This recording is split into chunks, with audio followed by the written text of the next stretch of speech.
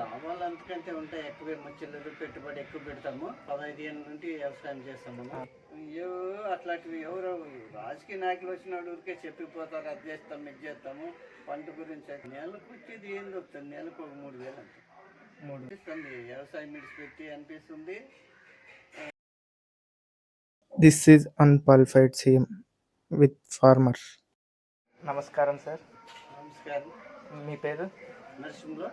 మీ గ్రామం? కట్టంపర్తి. మీరు ఏం చేస్తుంటారు? వ్యవసాయం చేస్తుంటాము. ఎన్నేళ్ళ నుండి చేస్తున్నారు? 15 ఏళ్ళ నుండి వ్యవసాయం చేస్తాము. వ్యవసాయంతో పాటు ఇంకేం పనులు చేస్తుంటారు? వ్యవసాయంతో పాటు ఇట్లా వ్యాపారం పెట్టేసినాము. వ్యవసాయంలో మీకు లాభం ఎంత ఉంది? లాభాలు అంతకంటే ఉంటాయి, ఎక్కువ మధ్యలో పెట్టుబడి ఎక్కువ పెడతాము. లాభాలు అయితే తక్కువ వస్తాయి.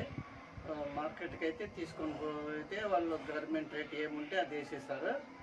అది 3 నెలల పాటు 2 నెలల పాటు అయితే డబ్బు వచ్చేసరికి ఇక్కడ అమ్మితే రేటు ఉంటే వాళ్ళు చిన్న లాగించుకొని వెళ్ళిపోతారు. కేజీలు ఎక్కువ.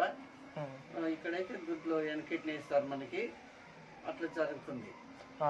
సార్, పంటని గవర్నమెంట్ మీతో ఏ విధంగా కొంటుంది? అంటే మనం తీసుకొని పోవాలి గవర్నమెంట్కి అయితేనా. గవర్నమెంట్ తీసుకొని పోతే వాడు తీసుకొని అంత బాగా తూకాలు వేసుకొని మనది నంబర్ వేసిస్తాడు అనమాట. మన బ్యాగ్లకు నంబర్ వేసి మన షిప్లో నంబర్ వేసిస్తాడు. ఆ నంబర్ ప్రకారం మన తూకాలు వేసుకొని మనకి రేట్ ఈ రేట్ అని చెప్పింటాడు. రేట్ తక్కువ ఉంటే మళ్ళీ గవర్నమెంట్ ఇంకా ఎక్కువ వేసేయాలంటే అడగబెట్టుకొని మళ్ళీ రేట్ ఎట్లయితే అట్లా వేసిస్తాడు. ఆ రేటుకి రైతు ఓకే అంటే ఆడిపెట్టుకుంటారు సరుకు, లేదంటే ఎన్నికి పంపిస్తారు.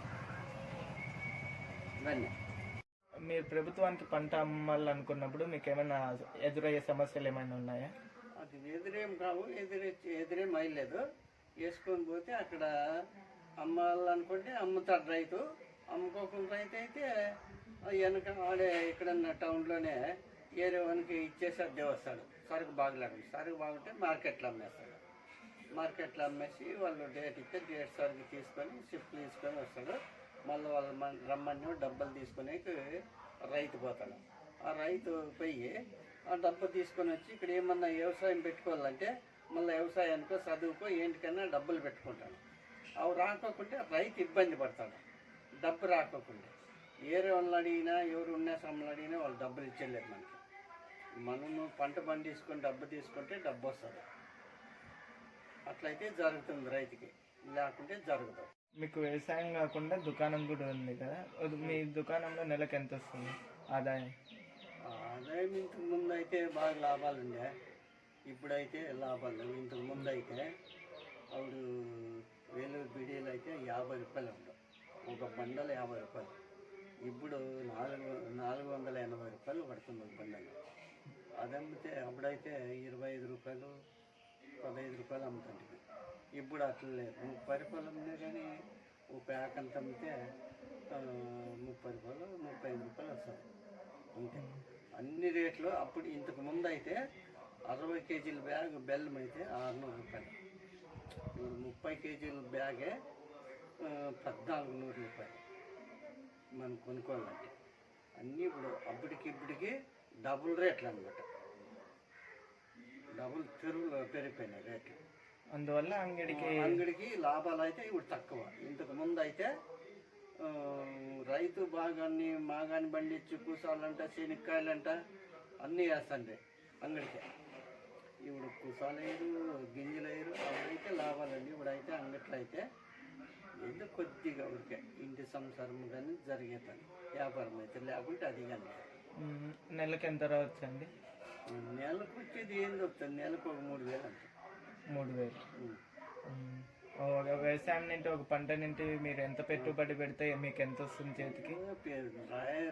పంట అంటే ఇంక ఉరివే పంట పెట్టినా కానీ 15,000 పెట్టినా కానీ ఒకసారి 50 షేర్లు కందలు కానీ పండు. ఎంత వస్తుందండి 15,000? ఇప్పుడు మీరు పెట్టుబడి ఒక 30,000 కానీ 40,000 కానీ పెట్టినారనుకోండి, కంది మీద దున్నడానికి మందులు కొట్టడానికి 30,000 నుంచి 50,000 పెట్టారనుకో, మీకు దాంట్లో లాభం ఎంత వస్తుంది?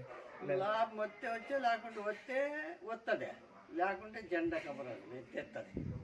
లాభం మీరు ఎప్పుడు చూసారు అబ్బా చాలా ఇది చాలా లాభం వచ్చింది అని? అయ్యో ఎప్పుడంటే 2015 2014 13లోనో చూసింటాం అంత లాభాలు. ఆ, నష్టం ఎప్పుడు వచ్చిందండి? ఇప్పుడు ఎప్పుడన్నా పంట అయ్యి మొన్న ముందు సంవత్సరం వేసినాము పంట, ఏం పంట వేసారు? కంది వేసినాము.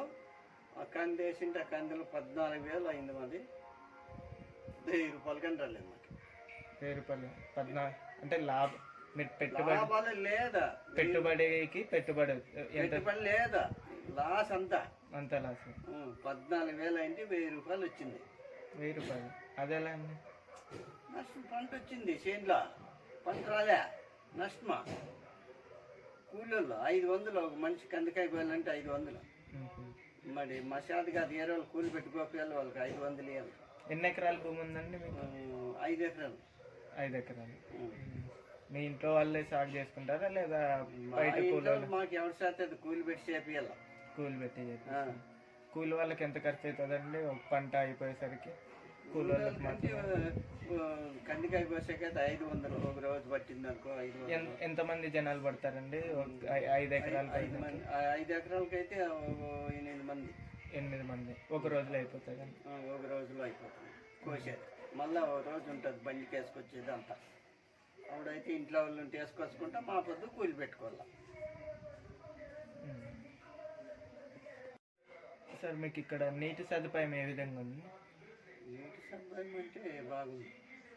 అంటే ఏ విధంగా అంటే వర్షాధారంగానా బోర్ల పరంగా? వర్షాధారంగానే. వర్షం పడితే నీళ్ళు దండిగా వస్తాయి, వర్షం పడుకోకుంటే నీళ్ళు ఖరాబ్ అవుతాయి. వర్షం వచ్చిందంటే మాకు ఇక్కడ బోర్ ఉంది, ఆ బోర్ ఆడిందంటే మాకు నీళ్ళు కొద్దివేలేదు. ఆ బోర్ నిలిచిపోతేనేమో నీళ్ళు రావు, మళ్ళీ పోయి బయటికి పోయి ఎత్తుకొచ్చుకోవాలి.